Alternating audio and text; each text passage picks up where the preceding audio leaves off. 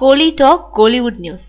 தாத்தா பேரனா நடிக்கும் ரஜினிகாந்த். எஸ் ரவிக்குமார் இயக்கத்துல தயாராகிட்டு இருக்கோம் லிங்கால ரஜினிகாந்த் தாத்தா பேரன்னு 2 வேஷங்கள்ல நடிக்கிறதா தகவல் கசிஞ்சிருக்கு.